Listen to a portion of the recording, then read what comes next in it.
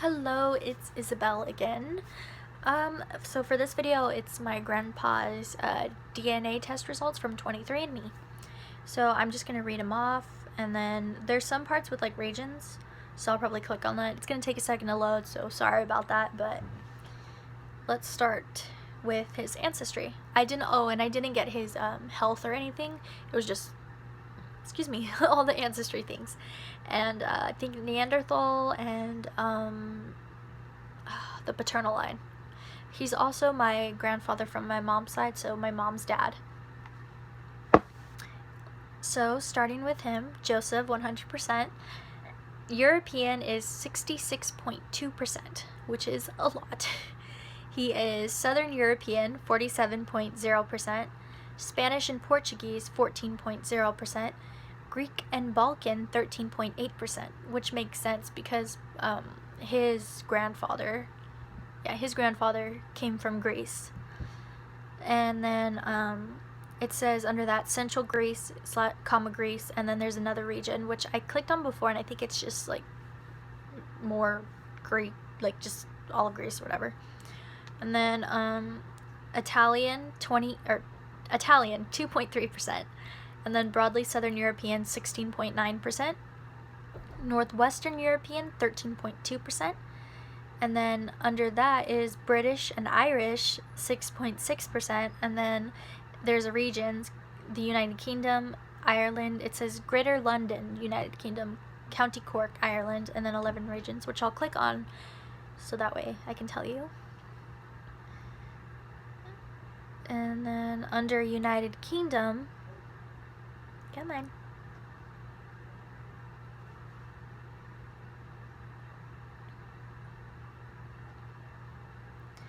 So the first one is Greater London, and then West Midlands, Glasgow City, Belfast, North Ayrshire, Lincolnshire, and Greater Manchester are the possible top regions.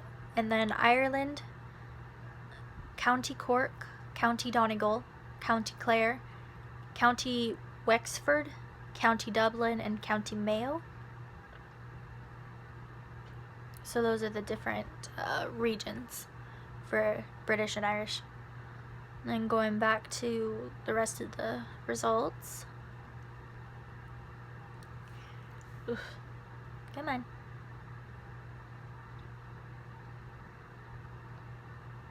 French and German, 1.4%.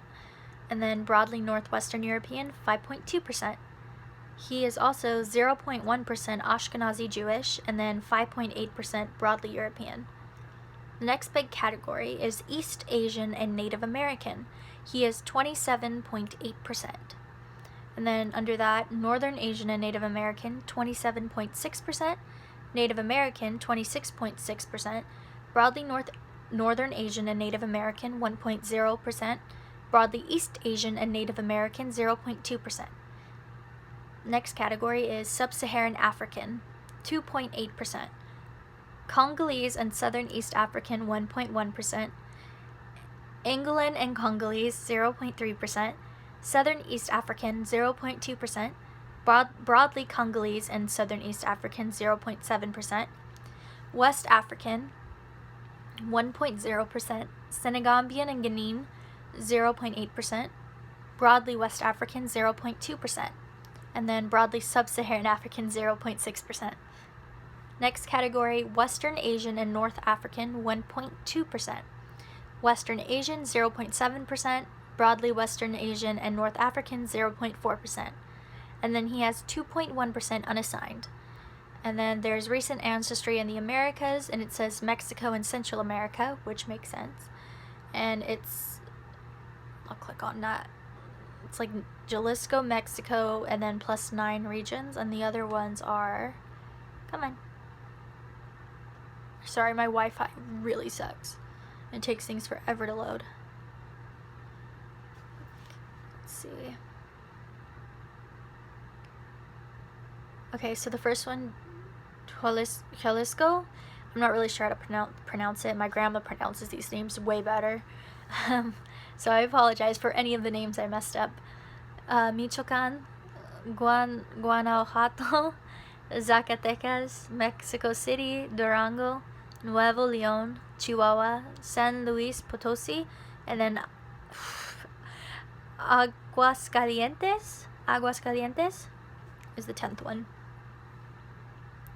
for all the regions. And then, let's see.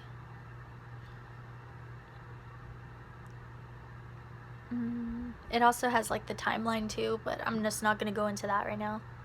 So let's go back to the ancestry and then go to Neanderthal. And then after that, just the paternal, and we'll be done, I think. So you have 275 Neanderthal variants. And this is more than 50% of 23andMe customers.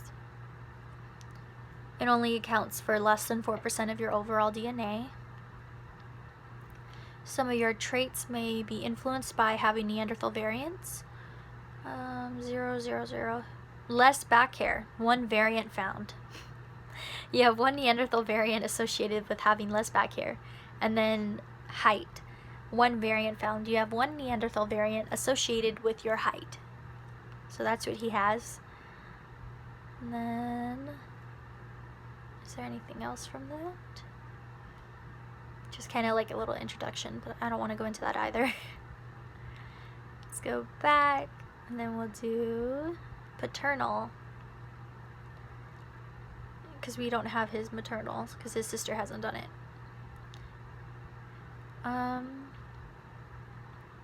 He is part of haplogroup QM3.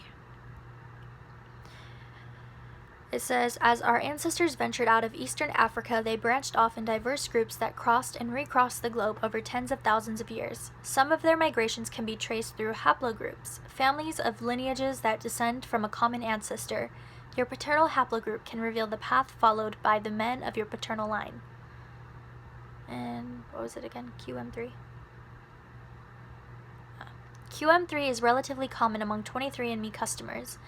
Today, you share your haplogroup with all the men who are paternal line descendants of the common ancestor of QM3, including other 23andMe customers. 1 in 120 23andMe customers share your haplogroup assignment.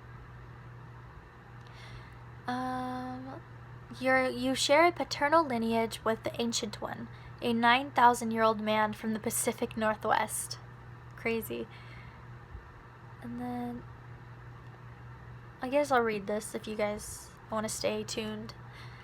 When two college students stumbled upon a human skull on the banks of the Columbia River, neither the students nor the police who responded to their 911 call could have imagined the archaeological significance of this rare discovery. The skull, along with about 300 other bone fragments found near Kennewick, Washington, belonged to a 9,000-year-old nomad who Native Americans have dubbed the Ancient One. Based on skeletal clues, the Ancient One, also known as the Kennewick Man, likely swam, wielded a spear, and hunted coastal fauna for the greater part of his life. Initial craniometric studies suggested he descended from ancient Japanese and Polynesian-like people and had little in common with living Native Americans. This claim, refuted by the Plateau tribes of the Pacific Northwest, became the center of a decades-long legal battle over the provenance of the remains. When the Ancient One's genome was finally sequenced in 2015, the evidence revealed he was genetically most similar to modern-day Native Americans. In fact, local tribes were found to be direct descendants of a population closely related to the Ancient One. In 2017, he finally received a proper Native American burial. This critical discovery helps illustrate a genetic continuity between ancient and modern-day Native Americans. Furthermore, his paternal line belonged to haplogroup QM3, the predominant lineage among Native Americans today, from which your line also stems. And it goes into genetics, etc. And I believe that's all. Yep, that's it. Okay, I hope I had everything. They already connected me and my grandfather too for like DNA relatives, so that was nice. And again, the things we already knew about ourselves, at least I knew from his side, is that he's Greek and Native American, which they obviously had. So I hope you enjoyed. Sorry it's so long, and sorry I didn't include a picture of it or anything, because I'm really bad when it comes to like cameras and all that. So yeah. Anyway, thank you for watching. Hope you enjoyed. Sorry if my voice is soft. Thank you again. Bye.